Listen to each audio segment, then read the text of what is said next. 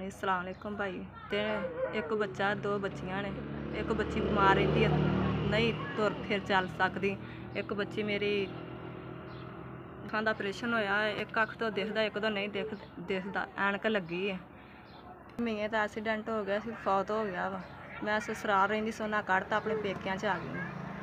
अपने घर मैं अपनी अम्मी अब्बू होना कोल आ गई। एक कमरा एक बरांडा सी उन्हां दा, उन्हें मैनू बरांडा देता। कमरे च आ फैमिली रहिंदी, मैं बरांडे च रहिंदी। बहुत भाई मैनू पक्खे की जरूरत है, भावें पुराना ला दो भावें नवा ला दो, जिस तरह भी हो सकता मदद कर सकते कर दो, बड़ी मेहरबानी।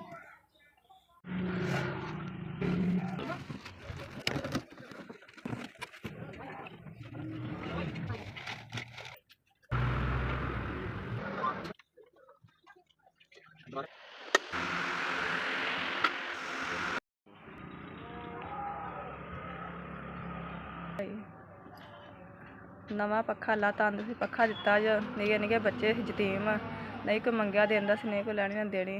तो भला होवे तुसीं देता। अल्लाह मियां तुहाडी कारोबार च बरकत पावे, तुहाडी तंदुरुस्ती देवे, अल्लाह तुहानूं सेहत ता फरमावे, अल्लाह मियां जिंदगी ता फरमावे। नवा पक्खा दिता जी सानूं, असीं कणक वेच के पक्खा लैना ही, तुसीं सानूं पक्खा भी देता, साडी कणक भी बचाती।